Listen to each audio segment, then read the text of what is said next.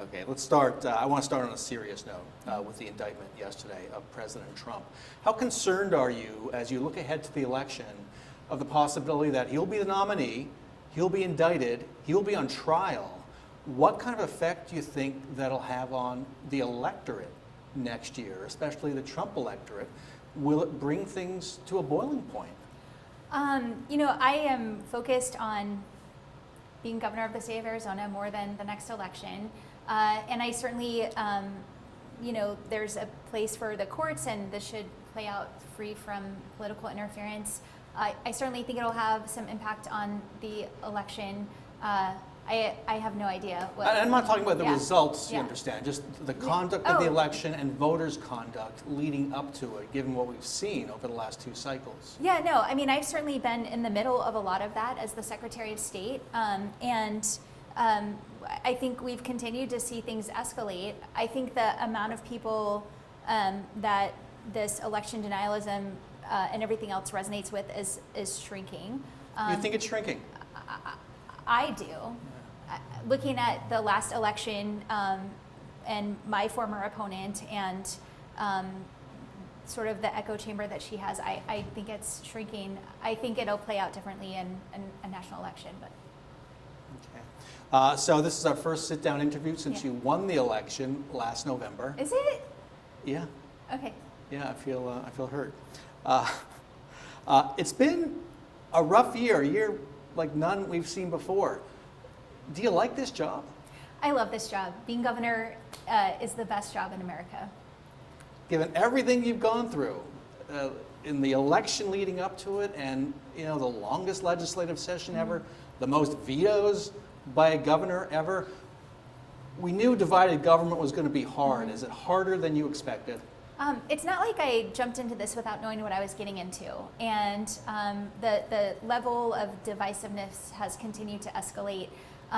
And despite the close numbers in the legislature, there's a lot more division than there has been, certainly than when I was there.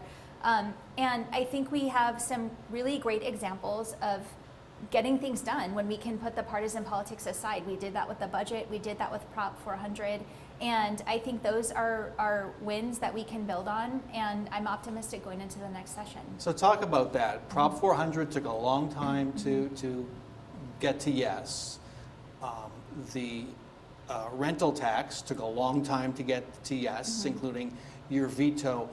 What is the specific lesson in that you think will carry over to next year? Well, I think, again, when we can focus on a specific issue, put all the other garbage aside, we can get stuff done. This was a compromise. A lot of people worked really hard to get to this compromise, and Arizonans are going to win because of this compromise. And that's the kind of thing we need to continue to work on. One important thing that isn't getting done are your nominations. I think only 2, maybe 3 of your agency heads have been confirmed? 5. Is it 5? Okay. Higher, yeah. Okay, so I think less than a half dozen of your agency heads have been confirmed. Important agencies like Public Health, Department of Health Services, not confirmed. A place like Registrar of Contractors, which protects us as consumers, not confirmed. What do you make of that, and could there be a breakthrough there? Well, I can assure Arizonans that government is running and that the nominees that we have in place are doing the job that they were appointed to do, and they will continue to, and our administration is going to support them. And as we work through this unprecedented process that the Senate has set up, they continue to put up hurdles, they continue to move the goalposts, and we're going to make sure that the agencies can function. Republican Senator Jake Hoffman's the gatekeeper. He's the one standing in the way. You ever sat down and talked to Jake Hoffman and said, hey, what's going on? I have not directly, no. Should you? Well, I talked to the president because he's really the one in charge. So we'll see if that changes things. And I want to go back to what you said about an agency like the Department of Health Services. It's an interim director.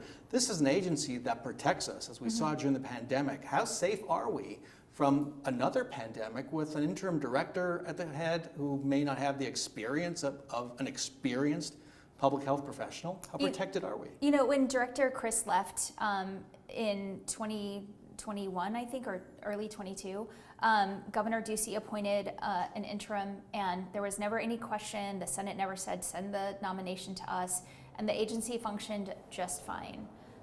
So you think this agency is in good hands with the director who doesn't have that much public health experience, interim director? Yes. Right now I'm confident in the agency's leadership. What was the biggest missed opportunity this session? I mean, I could have broken more veto records. In terms of legislation? Yeah, no, I mean, I didn't come here to veto bills. I think there's a lot of pressing issues that Arizonans want dealt with: water, teacher shortages, investing in public education. And I think when we talk about public education, ESAs are a big piece of that. We're continuing to see more and more solid numbers about the actual cost of this program. It's unaccountable, it's runaway spending, and we need to curtail that. And I think that that's certainly going to be a focus as we move forward. I want to get to ESAs in a minute. I just want to stay with the legislature. Look at how the state budget surplus was spent. All $2.5 billion, virtually all of it went to pork. Is that something you and lawmakers are going to regret in coming years, just blowing that surplus? A lot of that surplus went to local infrastructure projects. That's going to be good for local economies. We made historic investments in the Housing Trust Fund, which is going to go a long way to address our affordable housing crisis. And I'm proud of those big wins that we got for Arizonans in the So budget. you're okay with spending that entire budget surplus, even though projections were that in the coming year there would be a very slim surplus in addition to a rainy day fund? When there was not any new ongoing spending on the table, that was what we had to work with. So this was the only thing you could have done, basically. New ongoing spending was a non-starter in the budget. Let's go to the border. There's news this morning. New data for July shows arrests are way up. They've surged, and they've surged the most right here in Arizona, the southern border, the Tucson sector. Highest level in 15 years. You probably know that because this happened over the last 31 days. Does the Biden administration know what it's doing at the border? Well, certainly we were frustrated with the Biden administration's lack of engagement when it came to the ending of Title 42. It's why we started talking to local communities right away and figuring out what they needed and how we could support them. We're continuing to do that and monitoring the situation in terms of legal and illegal migrants, and continuing to award grants from the Border Security Fund to local communities so they can address those issues. What's the situation in Tucson right now? Are the nonprofits overwhelmed as this surge happens? They've been close to capacity, and we're continuing to monitor and able to step up and expand that capacity if needed. The big story in July, and maybe for quite a while, Phoenix spent the month of July in hell. Yes. Hottest city in the country and the hottest year for this country and indeed Ever. And the whole world. 2 decades into the worst mega drought in a millennium. Are we living through a climate emergency right now? Well, we certainly are in a place that is predictable. It's been predicted that temperatures will continue to rise. We're experiencing that right now, and we need to do both short-term things to address people being able to live through the heat, but then also more long-term on climate change in general. And what we do in Arizona will have a collective. It's not going to directly impact climate change here, but because it's a global phenomenon, but we need to do more. So more like what? Renewable energy. We're focused on how we expand the clean energy economy here in Arizona, and address climate change that we know is a global issue. So how about in the short term? The city of Phoenix has a heat officer. Yeah. I don't know if that's something you considered for the state. In the short term, we have Maricopa County bringing in refrigerated coolers because deaths are climbing in this Yes. heat. How about in the short term? What can you do to help the most vulnerable folks get off the street, get into a cold place, especially overnight. Yeah, I think that the state has largely left these issues to local jurisdictions, and we're looking at how we can provide more support in that regard. Some of the homeless dollars in the budget went to those efforts, and they'll continue to. This is something that we see on an annual basis now, is these heat relief efforts, and the state will continue to be a better partner there. We're looking at the benefits of declaring a heat emergency, if that's something that can be helpful in terms of freeing up needed resources. How close are you to doing that? Worst month ever. Yeah, I mean, Seems like that's a heat emergency. Yeah, right now, the resources that it would free up aren't necessarily needed, and so we're just keeping our eye on that. Something I think about a lot, given the heat situation, water situation, is will my children be able to make a life in this place? I know you have younger children. Yeah. Do you think they'll be able to make a life in this place for 20, 30, 40 years? I do. I think I think leadership is important when you look at these big issues that don't have short-term solutions. It's taken a long time to get to where we are with water, with climate, and we have to look at longer-term solutions and set us up strategically so that people can look at their children and grandchildren growing up here. That's what I intend to do. You think your children and grandchildren will be able to grow up here? Mm-hmm. One of the impacts of the extreme heat was felt by the women inmates at Perryville Prison. Were you aware of the conditions there, which temperatures inside cells reached 100 degrees? Were you aware of that? Yes, and we're taking steps to address that. How did you find out, and did you communicate to your prisons director that, hey, something needs to be done here? Well, I didn't have to communicate. He was on top of it, and he's the one that alerted us to the problem, and he's taking action. Our reporting indicates he may not have been on top of it, either because he wasn't getting the right information, or maybe just didn't grasp the situation. Did you see any evidence of that? No. What needs to be done there to assure these inmates, these women, can be kept in what might be considered safe conditions? Yeah, I mean, across the board, we inherited a correction system that hasn't always treated people humanely. And so there's a lot of systemic issues that need to be addressed. And this is, I think, you're seeing the result of one of them. And so there's a lot that Director Thornell has been tasked with turning around there.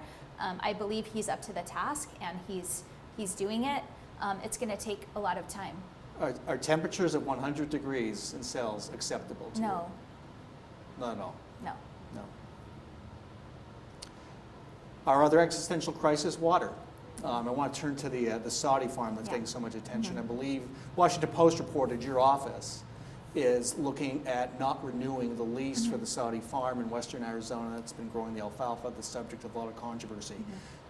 Can that lease just be ended, or will it result in the farm gone, or will this result in lawsuits? Well, that's exactly what we're trying to avoid. We're looking at the best way to address this for Arizonans, and hopefully avoiding litigation in doing so.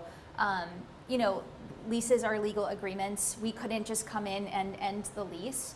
And there are other leases like this, and we couldn't treat one leaseholder differently than others. So right away, we started looking at all of these leases and what our options were, and that the best, highest use of water, and how we can be really strategic about how we're making that determination. So to set expectations, because there's a lot of outrage about this. Yes, Some of it unfair because it's not just this farm, right, as you point out, but should Arizonans expect that when this lease ends, that's the end of it, they'll be gone?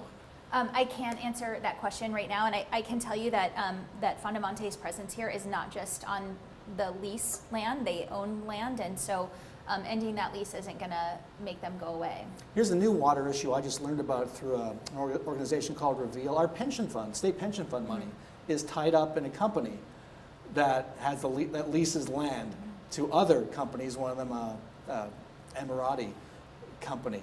Were you aware that the pension fund makes that kind of investment? I was not. Would that trouble you? Yes. So these are the kinds of things that maybe haven't been as closely examined before my administration, and certainly things that we want to make sure we're aware of and making smarter decisions for Arizona. I want to go back to your June announcement on groundwater. It was groundbreaking. You said the quiet part out loud. We don't have the groundwater to do what we want to do. Since then, we've seen a lot of public pushback from some academics, from business people. You know, the terrible messaging, we have plenty of water, we can keep growing. I've lived here long enough to know how hard that message is to get across. What is the message you want to send to people here, as well as kind of as an ambassador for Arizona, the message you want to send about water and heat? If we take the actions that we're taking now, that we're looking to take in the future, we are going to be fine when it comes to water. The problem has been leadership that puts their head in the sand and doesn't want to look at it. It was a hard call to release that report. It was a necessary call to release that report. So we know what we're dealing with. The report showed a shortage in our 100-year assured water supply. Arizona has the most aggressive assured water supply program of anyone in the country. No other state has 100 years. So we know what's coming. It's a long way down the pike, and we can take action now to mitigate that so that we're not seeing a shortage in 100 years. Will that be easy action? No. If it was easy action, we would have done it by now. Nobody wants to make these hard decisions. It's why we created the Water Policy Council to address groundwater management with a lot of really conflicting voices on the issue. You have Representative Griffin, who has stymied a lot of good water management legislation. You have the home builders who also don't want water regulation at the table with other folks, and so the idea is that they can work together to come up with some of the solutions that will solve this problem. But it won't be easy. No, absolutely not. Let's move to ESAs. You've been a really tough critic of them. Suddenly, over the last week or two, you were a tough critic. In your State of the State speech, you talked about wanting to put a cap on ESAs or repeal the program. That didn't happen. Yeah. I don't get into detail about that. But where are you right now on ESAs? What do you want to do? Well, I have never backed down from saying that these are a problem, that they are a budget breaker, and we now have more concrete numbers that show us that. So the Republicans made it clear early on in budget negotiations that ESA, any type of rollback was off the table. And so we worked with what we could, and we got some metrics in place that are going to help us tell the story. And I think now these numbers are glaring at everyone in the face. Those are numbers, the deficit numbers that the independent budget folks at the Joint Legislative Budget Committee have some doubt about. Well, they're from Tom Horn. Tom Horn had those numbers, and then we also came up with similar numbers. Of a $320 million deficit next year Yes. because of ESAs. Yes. So play this out to next year. Is there going to have to be a special session to deal with this, do you think? Or are you aiming toward perhaps another statewide vote in November of 2024 on rolling back ESAs? We are looking at all the options. The reality is that we're going to have the same legislature we had this year. And so, are these numbers going to continue to keep them off the table or allow some restriction, means testing, whatever it is, or capping the number of students that are enrolled? There's a fairness argument being made. 60,000 students are in this program. Is it fair from an equity standpoint to just yank it away from them? It's not fair. Or not give others what they have? It's not fair that working families right now are subsidizing private school tuition for other students, and that some of these students don't have access to the same high quality education. Let's turn to reproductive rights. That was the centerpiece of your campaign. I've heard some arguments that if there had been no Dobbs decision, you might not have won the election. It was played a big role in getting voters on your side. Planned Parenthood's CEO told me before she went on to a new job that a referendum, statewide vote, was in the works for next November on November 24 on reproductive rights. Abortion rights. You've said that to me as well in the past. Is that still the plan? And most importantly, what would the question be when you put it to voters? I mean, that's the big question right now, and there's a lot that goes into ballot measures, polling, testing language, what's going to work, what's going to pass, and keeping a coalition together who wants very diverse things. At the end of the day, Arizonans are on the side of access to safe and legal abortion and reproductive health care, and I think we'll have a ballot measure that will pass by the voters. I don't know specifically what that looks like. So could it be no law at all on abortion? I don't think that's going to get across the finish line for sure. I have to remind you, 4 months till the session starts. Yep. What are you going to be doing for the next 4 months? Getting ready. We're working right now. Agency budgets are due in a month, so we're working with them so that we can put our budget proposal together. But then also just looking at longer term, what our legislative priorities are. We had some good starts with housing, with water. We have a lot more to do. Are you looking at keeping rolling over agency heads? What kind of games do you have to play? We're not playing any games. And then, in terms of keeping them in place. We're going to do what we need to do to keep them in place. Thank you, Governor. Thank you.